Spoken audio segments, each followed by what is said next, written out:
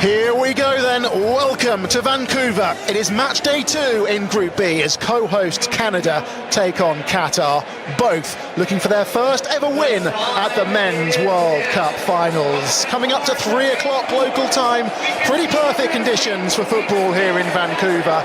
We are in BC Place today, the World Cup's most westerly venue.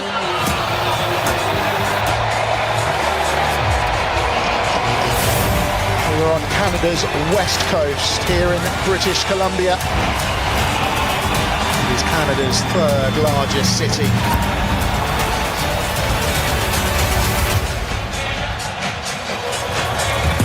And after the co-hosts kicked off proceedings in Toronto, they will now remain in Vancouver for their final 2 group games. British Columbia, a sea of red right now. But the Qataris are in town too.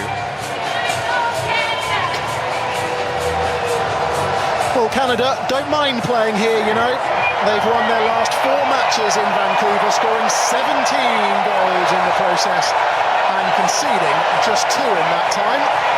This place, BC Place, the venue for the opening and closing ceremony at the 2010 Olympic Winter Games. Today, though, it has been overtaken by those in red, hoping that today is the day they'll see their side win at a Men's World Cup for the very first time.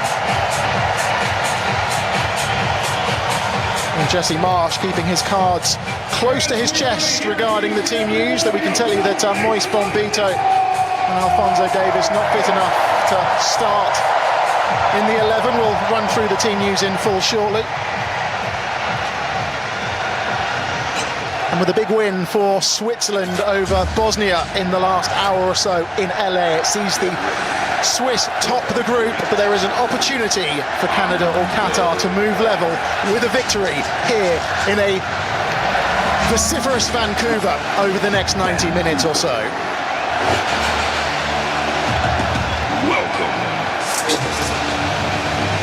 Well, not long to go now. The 2 sides in the tunnel. Alongside me, Paul Scott, for this one is Casey Stoney, the head coach of the Canadian national women's team. Casey, good afternoon to you. How big a moment is this for Canadian football? This is absolutely massive. You know, a full house in here, BC Place. A dream come true for these players to be on home soil in a World Cup. It's huge. I've seen so many kids in the stands today watching. There'll be so many globally watching, and in Canada especially. It's important, you know, Canada put on a good performance today, inspire the next generation and capture many more hearts of these Canadian fans. 10,000 supporters marching from downtown Vancouver to BC Place over the... Well, here we go then. Qatar became just the second host nation to get knocked out in the group stage. Looking for Buchanan, but that will be shepherded behind by Homam Ahmed and behind for a goal kick. Yeah, just a little bit more patience needed, I think. Houston's got time to line up the cross. It's off of Homam Ahmed and behind for the first corner of the contest. Cross. There's a man over on the ball. The first. Afif looking to try and make things happen. He skips away from Cornelius and the Canadian defender brings him down, and that's going to be a set piece to Qatar and the first booking of the contest.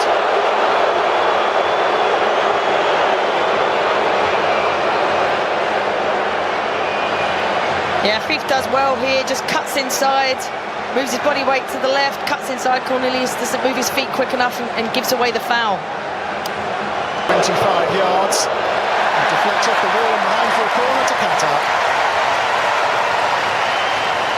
Another opportunity for Qatar to just keep putting the pressure on. And there's a triangle from Canada. Buchanan takes the tumble. Homam Ahmed concedes the free kick. And I'm surprised if that's not a yellow card, because it's definitely a shirt pull. He's pulled him back. He knows he's beaten. He pulls him back. Towards the 6-yard area. The volley's blocked. Is he going to spin behind? Qatar prevent the corner.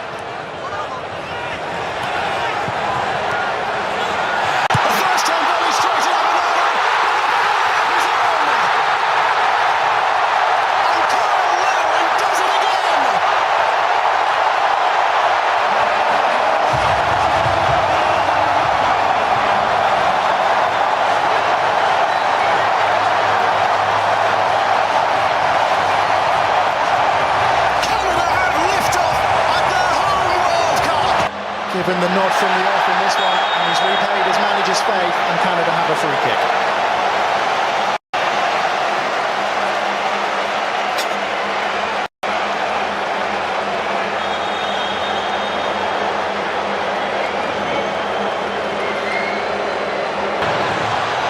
Beat a ball in.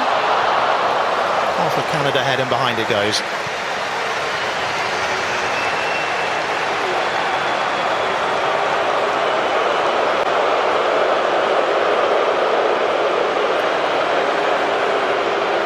Larin had actually scored just once in 24 matches, 24 caps prior to this World Cup, as the physio's about to enter proceedings. Too much pace on that one. He's a willing runner, Ali Ahmed, but he'll never get there. And now it is time for the hydration break.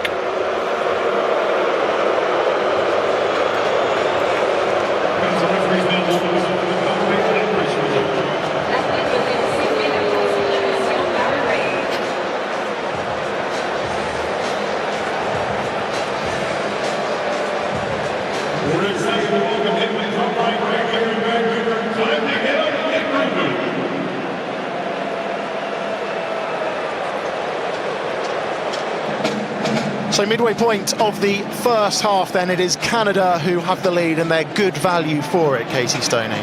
Yeah, I thought Qatar started quite brightly, had a couple of transition moments where they caused a little bit of panic in the Canadian back four, but since then I think Canada have took control. Cornelius, that's a late challenge. Oh, it's deflected closely! How about that?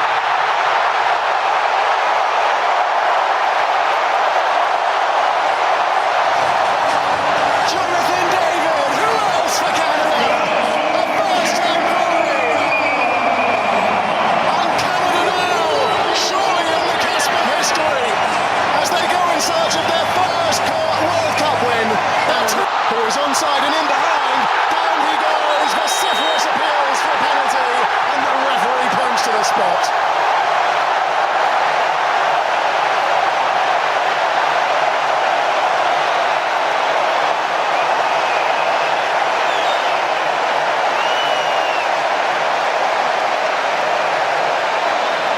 It's a fantastic run between and behind. Defender gets the wrong side, makes contact, gives the referee no choice but to give a penalty.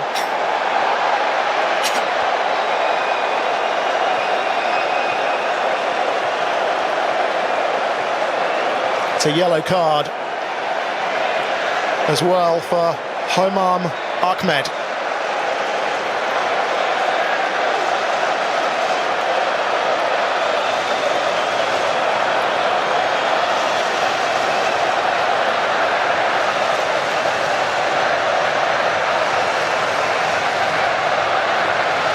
Wonderful run from Buchanan, who made his way from out wide through the middle. Just appeared from nowhere, didn't he? Yeah, I think it is Ahmed Ali, and it's over the bar. He's just got too much. David waiting for it. Johnston's ball takes the deflection, and behind it goes for another corner. Yeah, and that's that little inverted position where he's just going inside the pitch and able to keep that kind of... Defugerol made contact. Cornelius is up from the back. The referee waves away those particular protests. Oh, the Canada players are certain something happened in the box there. Cornelius is still down in the box. For Larin with the header. Brilliant save, but it's bundled in. And it's Jonathan David again. Oh, Canada are cooking up something special. 3-0, and it's not even half-time.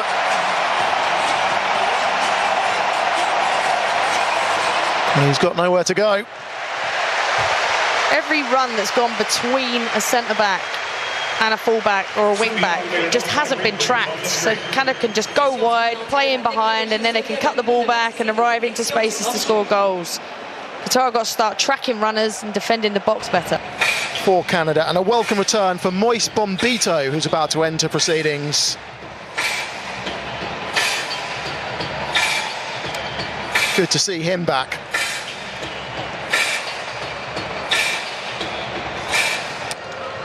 That's a late challenge, surely, on Koné. That's going to be a free kick. And a yellow card as well. This looks serious. The Qatar player is waving the medical team on. This doesn't look good. And it's boiling over. Canada not happy with the challenge. And you can see the Canada players with their hands on their heads, same as the Qatar player that called the medical attention. This is Modibo who got the yellow card.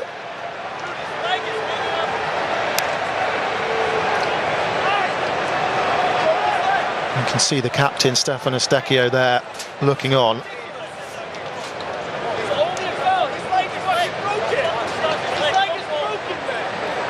Real concerns here for Ismaël Koné.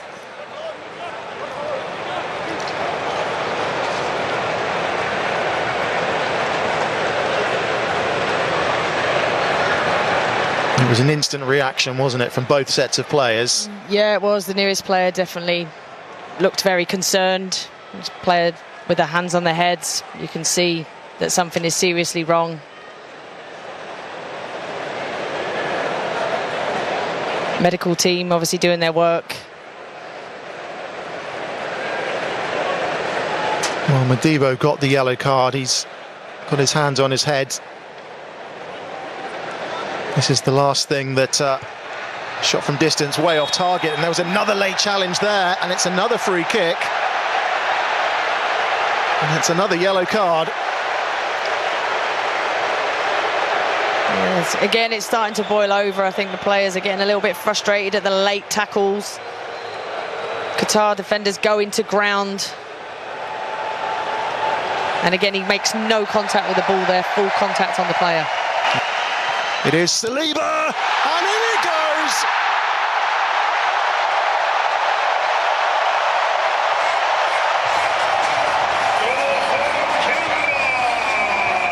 Even the substitutes are getting in on the act now. It is getting better and better for Canada. Still not fully cleared. Shufflebug across the face of goal, and it's 5. It might be an own goal, that one. Canada don't care. They are running riot.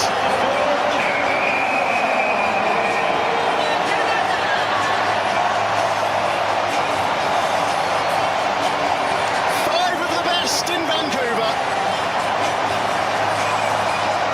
And Qatar's day's just gone from bad. Shufflebug drags that one wide, but why not? Yeah, if the space is there and no one's coming out to pressure. Ball doesn't find Larin, and Shufflebug snatches at it and sends it behind for a goal kick.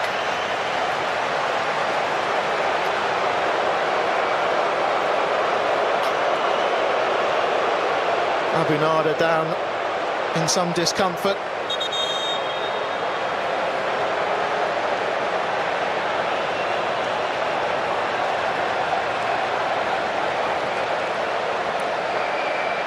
A shake of the head. Under Jesse Marsh have delivered. قصيرة الصليبة والعرضية تتحول إلى خارج الملعب إلى الركلة ركنية. ركلة ركنية. هذه المباراة الثانية في هذا الملعب، سيحتضن أيضا مباراة منتخب مصر. Flag stays down.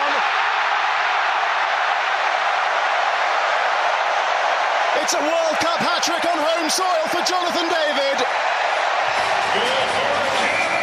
Canada's all-time leading scorer gets his third in stoppage time. And Canada make it 6. Stands it up towards the far post. Abu Nada collects that one. Semi-automated offside replay is on the screen.